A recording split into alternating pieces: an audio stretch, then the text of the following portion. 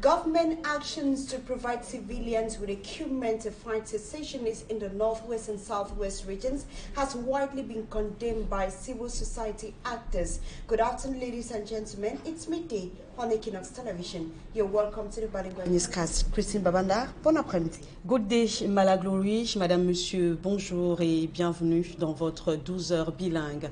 Dans l'actualité nationale de ce mercredi midi, scène effroyable au quartier Mabanda dans l'arrondissement de Douala 4e. Un jeune homme accusé d'avoir assassiné par asphyxie ses frères cadets aurait finalement avoué son crime dans une gendarmerie. Retour sur ce drame avec Josiane Gok et Lafleur signée. Fin de week-end sinistre à Mabanda, quartier populaire de Bonabéry dans l'arrondissement de Douala 4e.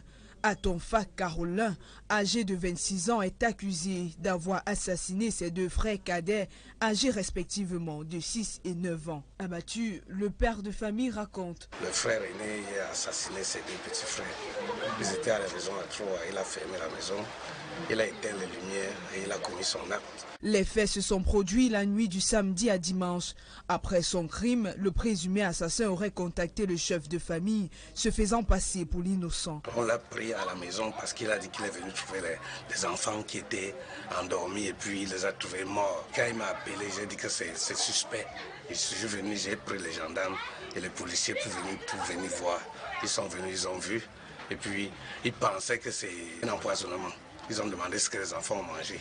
Ils ont même fait venir un docteur qui est venu regarder les corps et dit que non, ce n'est pas la thèse d'empoisonnement. Conduit à la gendarmerie et interrogé, il passera aux aveux. Lui, la gendarmerie a dit qu'il les a étranglés. Il a pris l'oreiller, il a mis les deux doigts dans la bouche, il les a étouffés, l'un après l'autre. Il n'a cependant donné aucune raison qui l'aurait poussé à commettre cet acte. Il n'a pas donné de raison. Moi-même, j'ai demandé, il ne donne pas de raison. Il dit que ça lui est arrivé comme ça. Souvent, il avait des comportements bizarres, c'est tout. Il est très paresseux, il est faible, il sort dans les heures. Certaines heures, il revient à certaines heures tardives, je ne sais pas ce qu'il peut faire la nuit. Les dépouilles ont été déposées à la morgue de l'hôpital de district de Bonassama. Le présumé assassin, quant à lui, est détenu au poste de gendarmerie de Mabanda où une enquête a été ouverte. Intéressons-nous à présent à la rentrée scolaire des déplacés internes, toujours dans l'arrondissement de Douala 4e. Une reprise des classes sereine après plusieurs années d'absence sur les bancs. Isabelle Carole Zoupette et Robert Moukobe nous font vivre ce moment. Renouer avec le chemin de l'école 5 ans plus tard, c'est un rêve qui devient réalité pour cette déplacée interne. La jeune élève Naya Winfred, désormais installée à Douala chez sa mère, n'avait plus franchi l'enceinte d'un établissement scolaire en raison de la crise anglophone qui perdure. Je viens de Bamenda dans le nord-ouest. Ça fait 5 ans que je ne suis pas allée à l'école à cause de la crise. Je me suis tout d'abord réfugiée chez ma tante. Ça n'a pas été facile pour moi, même pas d'arriver jusqu'ici à Douala chez ma mère. Aujourd'hui, c'est mon plus beau jour. Retourner à l'école. Dans cette école, élèves et enseignants lui réservent un accueil chaleureux. Malgré ce long retard accusé dans son cursus scolaire, la jeune Naya, âgée de 16 ans et en classe de 6e, est déterminée à aller jusqu'au bout dans ses études pour ne pas subir le même sort que la plupart des jeunes de son âge dans ces régions anglophones. Mes copines là-bas ont fait des mariages précoces. D'autres sont des mères célibataires avec plusieurs enfants en charge. Ils ont de la peine à s'exprimer parce qu'ils ne sont jamais allés à l'école. C'est le même sentiment qui anime le jeune Boris, lui aussi déplacé interne de la crise anglophone. Après de longues années d'absence sur les bancs, le natif de Com dans le nord-ouest appelle ses frères et sœurs à suivre son exemple pour sauver leur éducation, sacrifiée sur l'autel des revendications sociopolitiques. Je demande aux autres qui sont au nord-ouest de faire comme moi, c'est-à-dire venir à Douala pour poursuivre leurs études. Depuis le déclenchement de cette crise, l'on dénombre près de 1000 élèves déscolarisés dans les deux régions, selon des organisations internationales. Autre chose à présent, les orphelins des militaires et des membres des comités de vigilance morts au front reçoivent des kits scolaires. Une initiative du ministère de la Défense en souvenir à ces défenseurs de la patrie. Joël Essengue, Gizogo. Au ministère de la Défense, la rentrée scolaire est aussi à l'ordre du jour pour les enfants des soldats et membres des comités de vigilance morts au front qui ont reçu des kits scolaires à Yaoundé. Pupilles de la nation, vous avez repris le chemin des classes au titre de l'année 2023-2024 aux côtés de tous vos autres camarades, enfants de citoyens civils. Soyez tenaces dans l'effort et le travail. Poursuivant son exhortation, le ministre de la Défense a appelé les élèves à se montrer dignes de leurs parents. Vos résultats scolaires dépendront d'abord et avant tout de vos efforts personnels. Soyez donc travailleurs et disciplinés, à l'instar de vos défunts parents morts en héros de la nation. Une annonce du ministre de la Défense à cette occasion a fait état de l'attention qui sera désormais accordée à ceux de ces jeunes voulant se lancer dans le métier des armes. Vous devrez remplir les conditions requises pour les divers recrutements et concours militaires et, il faut le souligner avec force, avoir des résultats honorables, le suivi à vous assurer n'étant en aucun cas synonyme de complaisance. Pour faciliter le sort des veuves et des veufs, le ministre de la Défense a rappelé la diligence à mettre dans le traitement des dossiers des pensions et droits des militaires décédés. De faire preuve de davantage de célérité dans le traitement de leurs dossiers. Ils devront en même temps redoubler de vigilance pour éviter l'intrusion de personnes sans moralité dans les dites procédures, pour récolter là où ils n'ont pas sémé, parfois au détriment des vraies veuves et veufs, ainsi que des véritables orphelins. Cette sollicitude réjouit les orphelins des soldats et membres des comités de vigilance morts au front. Je m'engage à travailler dur tout au long de cette année scolaire 2023-2024 afin de prouver mon mérite du don que j'ai reçu aujourd'hui du chef de l'État. Place donc désormais aux efforts attendus de ces élèves tout au long de cette année scolaire. Vent de crispation à Bameniam, une bourgade située dans le département des Bamboutos, région de l'ouest du pays. Exaspérés par des incursions des groupes armés, les habitants de cette partie du pays ont bloqué la route reliant la région de l'ouest à celle du nord-ouest. Images et commentaires, Raphaël Tieko, Robert Kenyé et Vivien Tonfac. Ces véhicules tout-terrain chargés de vivres devaient se rendre dans la région du nord-ouest. Mais depuis quelques jours, ils sont bloqués à Bameniam dans la région de l'ouest. Les populations de cette localité ont barricadé la voie qui relie les deux régions pour exprimer leur ras-le-bol suite aux multiples incursions des groupes armés partis du nord-ouest. La dernière a en effet conduit à l'enlèvement de deux élèves, Brenda Manji et Sélékamé, respectivement âgés de 20 et de 15 ans. Ces rebelles sont venus vers 21h30. Dès qu'ils ont embarqué dedans, ils ont choisi, parce qu'il y a eu une famille de 8 ou 9 personnes, ils ont choisi, toi, allez amener-le. On a passé une nuit ensemble ici, là, avec les membres du comité de vigilance.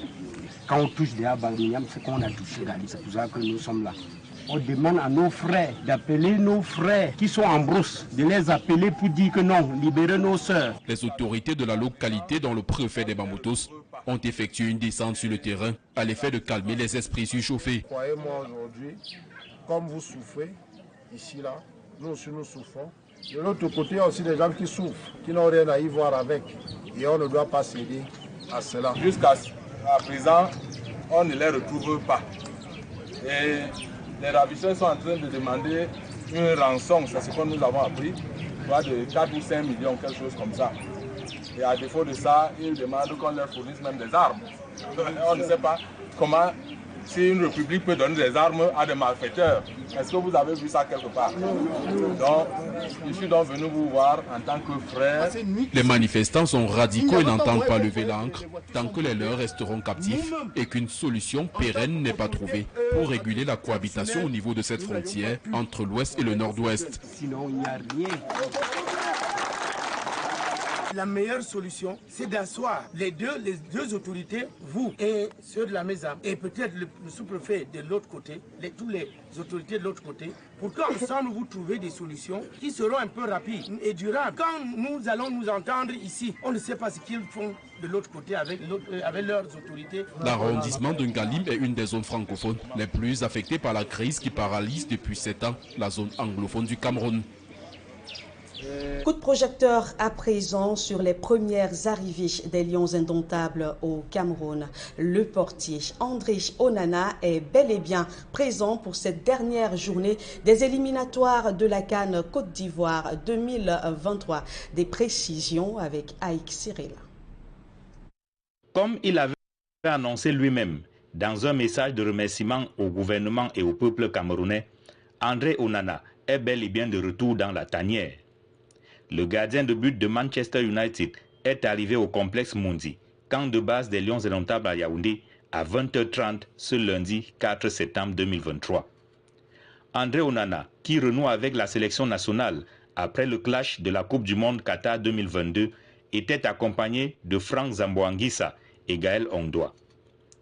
Si Fabrice Ondoa, Oumar Gonzalez et Olivier Kemen sont arrivés depuis dimanche 3 septembre 2023, le capitaine Vincent Aboubakar, le revenant Clinton J et le milieu de terrain Olivier Ncham ont bouclé la boucle des premières arrivées à 0h55 ce mardi matin.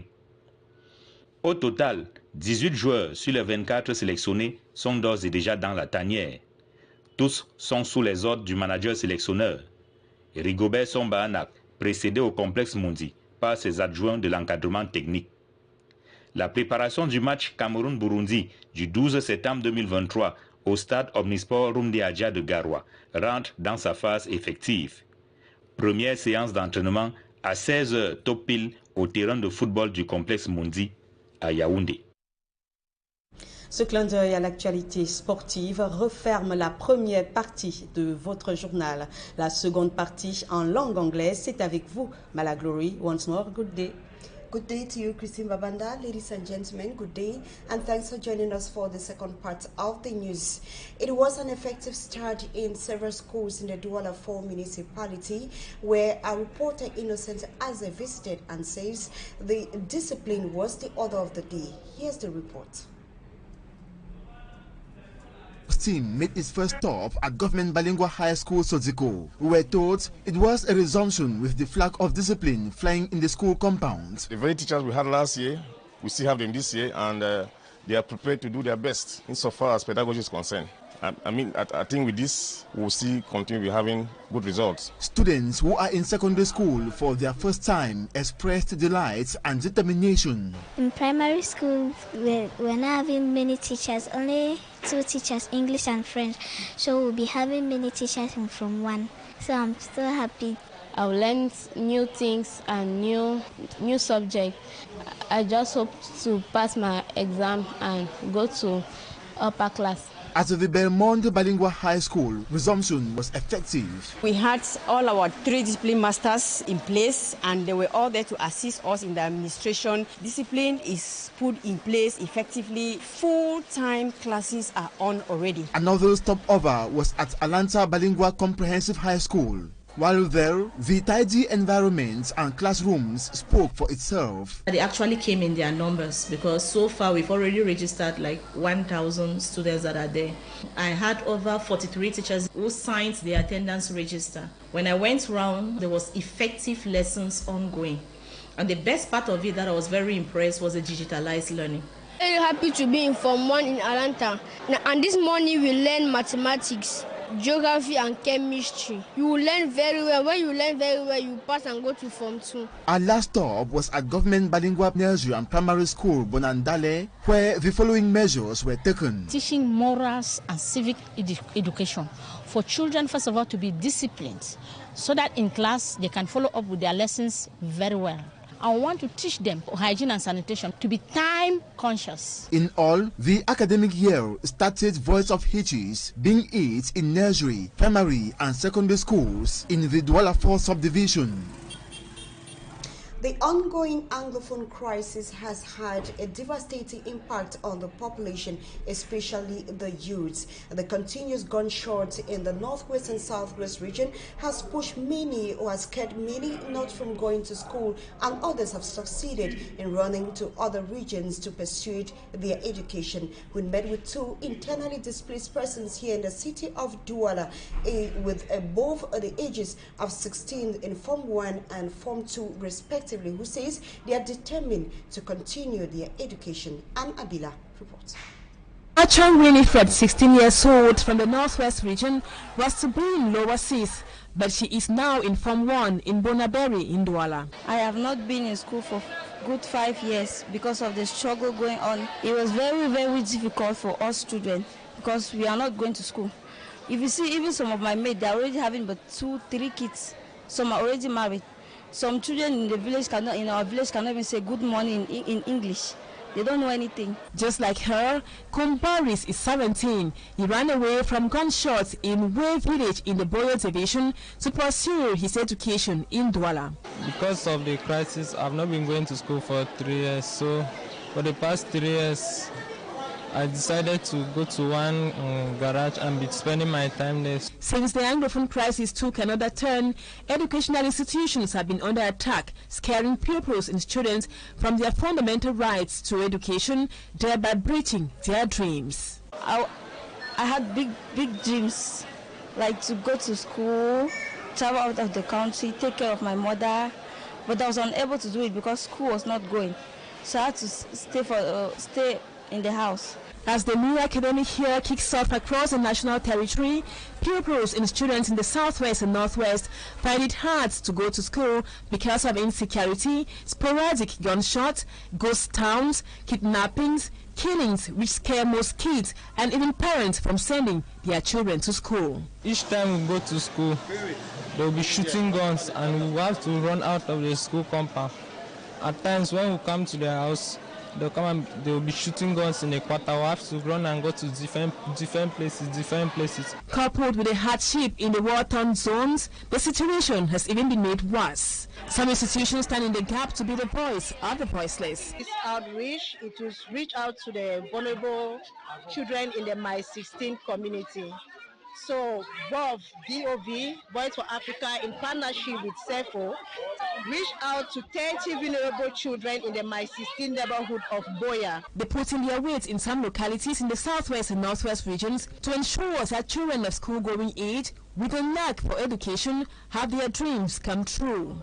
The young people in the southwest and northwest regions keep on wondering when all the shootings and killings will end in towns and villages, so they too can go to school without any fear, just like their peers in the other 8 regions of Cameroon. Big dreams which we hope the students will be able to achieve in the future. Away from education, we now talk politics in this edition of the Bilingual Newscast. Civil society leaders express grave concern over the government action to provide civilians with equipment to fight secessionists in the northwest and the southwest region. They described the action as criminal. Babila Jonathan reports. The Cameroon government equipping civilians, including ex-separatist fighters, to fight insecurity in the crisis-stricken Anglophone regions. Qualified as a gift from the President of the Republic, the senior division officer of the Indian division hands over 5 motorcycles, 20 mobile phones, 20 torches, raincoats and other state material to the Vigilante Committee in Mundemba to counter the war of secession in his area of command. We have just proceeded to the reactivation of the Vigilante Committee, to which we gave some financial means. Civil society leaders have expressed fears that such actions by the state would be criminal and a threat to peace. Honestly, it is sad and regrettable to hear of things like this by those in authority. You do not solve a problem by creating another. Women for Permanent Peace and Justice, WPPJ, is deeply concerned about the weaponization of criminal gangs in the war-torn areas of Cameroon in furtherance of failed initiatives by the government of Cameroon. Women for Permanent Peace and Justice, WPPJ, in a statement describes the move as proof enough that the military action by the government has failed to resolve the crisis in the predominantly English-speaking regions of Cameroon. This is transforming and weaponizing civilian settlements into legitimate targets of war. This is criminal and must be condemned by all. The international community is called upon to put maximum pressure on government operatives to end the militarization of civilian settlements and protect civilians. The women's advocacy group sees the anti-secessionist actions as overtly criminal and a means to target, extort, rape women and children, and decimate the civilian population. The WPPJ statement calls for a genuine and credible international peace process to address the root causes of the conflict in the northwest and southwest regions of Cameroon to establish lasting peace and justice. We stay in politics, but now politics out of the country, to say a geopolitical analyst has warned that any attempt by Niger to force the French ambassador out of the country will be a political blunder. He goes further to say economic and geopolitical reasons explains the position of France. For me, I'm Sonsanda. Tells us more. Hundreds of thousands of supporters continue to protest outside the French military base in Niger's capital, Niamey, demanding the departure of the French ambassador and French troops from their country. Unexpectedly, France is refusing to leave, insisting to stay against the will of the people of Niger. An embarrassing move which Bo Elvis, a geopolitical commentator, factors on geopolitical and economic reasons. First of all, France wants to save its image in the international scene by trying to prove to the world that they still have some diplomatic power and that they can resist the wind of change which is going on in West and Central Africa. The second reason why France does not want to leave the Republic of Niger is because of uranium. France depends on at least 25% of uranium from Niger, which is used to power nuclear plants there in France. On what Niger should do, Bo Elvis says that sensitization and reinforced protests will see France parking. Accelerate sensitization campaigns about the necessity of limiting or redefining diplomatic relations with France. That is one. Two, Niger should cut off funding from France to civil societies in that country, especially if the funding is geared towards the destabilization of Niger. He warns against resorting to force the French ambassador out of the political capital city, Niamey.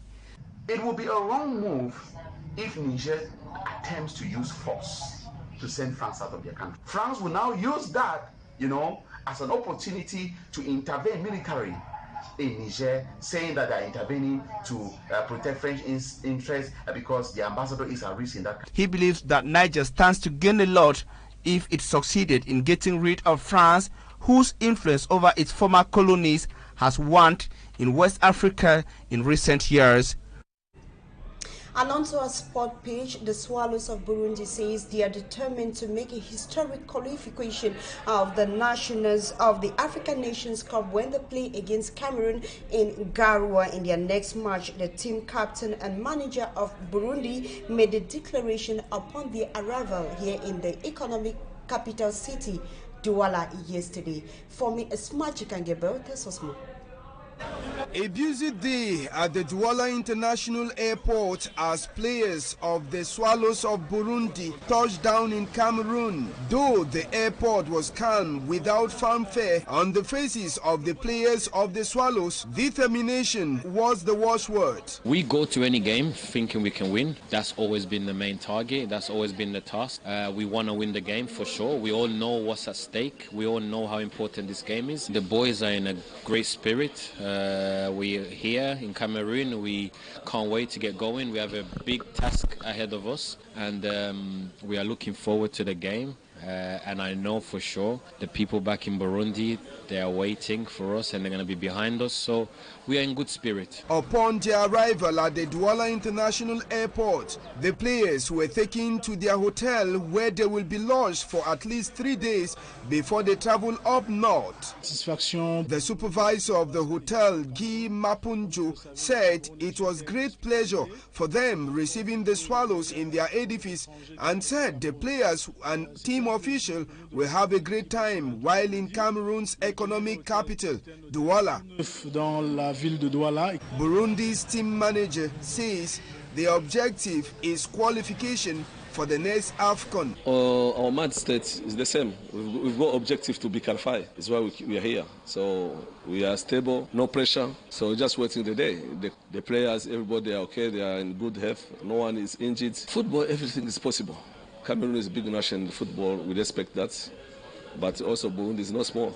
Burundi is expected to prepare for their confrontation against the indomitable Lions of Cameroon here in Douala before traveling to Garoua for the game on September 12, 2023. Cameroon struggled to beat Burundi 1-0 in the first leg. And that is how you saw it on today's Bilingual Newscast. See you tomorrow, same time, for another edition.